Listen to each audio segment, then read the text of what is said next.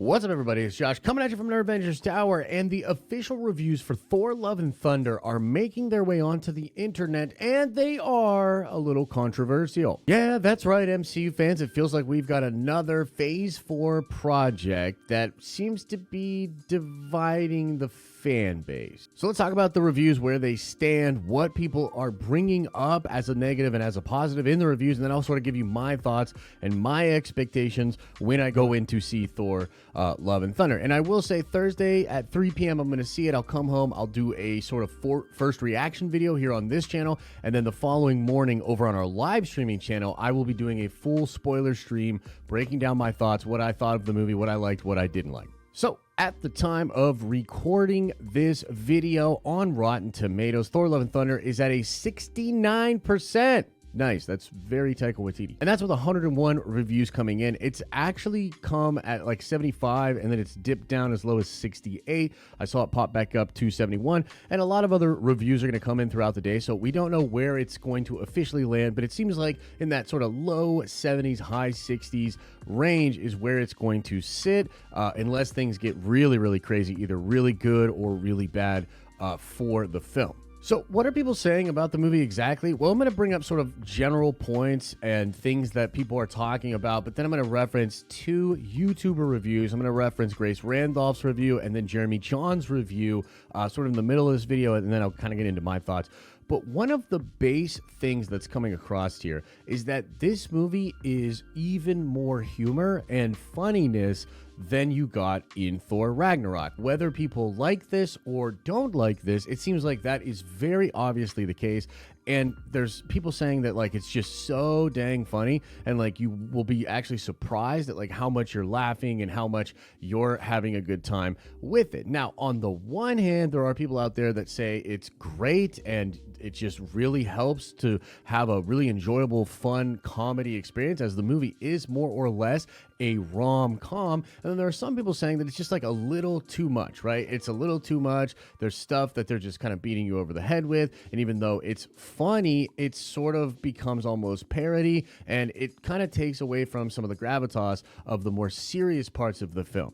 The serious parts of the movie with gore are being praised by pretty much everyone. But I think what it's coming down to, and what I'm seeing in the reviews, is like, for some people, they feel as though there are two separate tones competing in this movie, and to keep the sort of rom-com side of this film afloat, they reduce the sides of the movie that are more dark, okay, and that are more serious. But also, it's important to note that a lot of people are also saying those serious moments don't have humor, so they kind of let the humor get out of the way and then give you what you're looking for in those serious moments with Gore the God Butcher. So the sort of mixed tone and the super, super funny and like crazy use of humor sort of that you get from Ragnarok doubling down seems to be something that's definitely a thing. Whether or not people like it or hate it, that is a thing. So a couple of thoughts on this real quick. It kind of reminds me of what happened, in my opinion, with Guardians of the Galaxy Volume 2, which was the first movie has like a lot of James Gunn flavor, a lot of James Gunn humor, but the second movie, he like just goes really, really far, like even further, and does way more James Gunn isms and like his style of humor. I wasn't exactly here for it. I felt like the humor in the second one like took away from the story and took away from the gravitas of these characters. And unfortunately, I do get the vibe that that could be something that's happening here in Love and Thunder, right?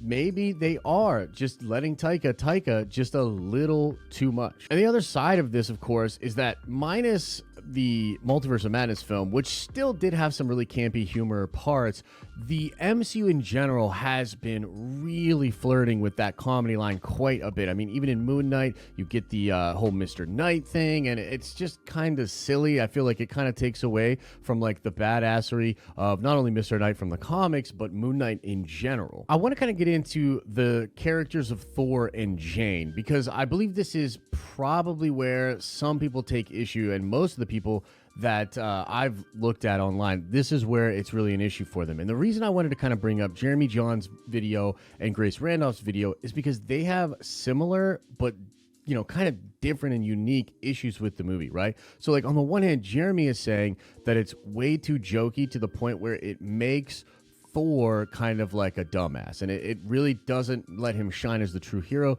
because there's just so much goofiness and humor with him, and he's so silly and wild as a character. And in Ragnarok, they definitely explore Hemsworth's ability to tap into that comedy side, and I thought that it was really effective in that movie.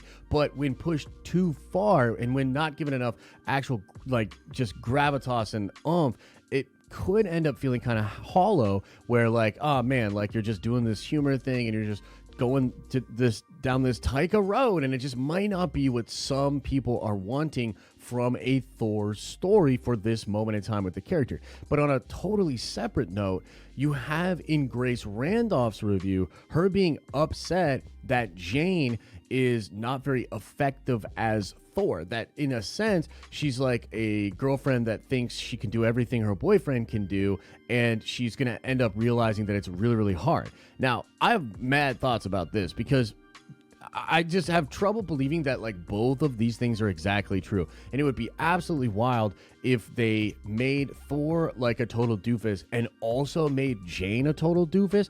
And if we're like literally just watching a movie with these two Thor powerful type beings that are both kind of not good at what they do and kind of goofy and doofuses, like that could end up being an issue. But I think the reality of what is going on here is probably somewhere in the middle.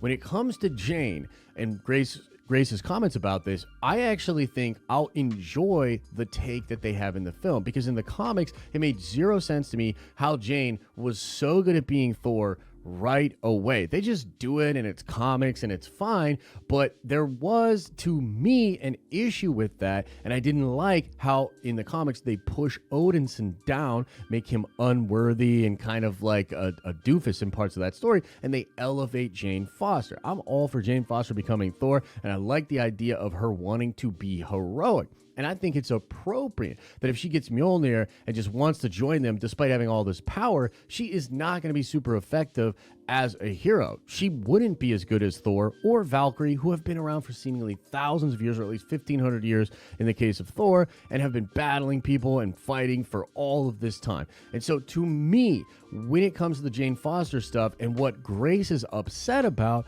I personally believe that will work for me, and I'll prefer this version in the movie to what happened in the comics, because it's just going to give, I guess, more agency and respect to Thor Odinson. And when it comes to sort of Jeremy's side of this, he's probably just so upset with the tones and the joking and the things like that he feels as though Marvel's just trying to make Thor into a big chump or make him into sort of like a joke. And I think if they can nail the tone and they can make it so like, yeah, he's really jokey, but then he steps up in serious moments and he really, really does not only help Jane, but try to sort of figure out how to save her and save the day. I think that's going to be really effective for me personally. But yeah, the sort of the comedy is kind of concerning, and I just felt like it was interesting the way you have, like, you know, Grace on this one side sort of being upset about the depiction of Jane.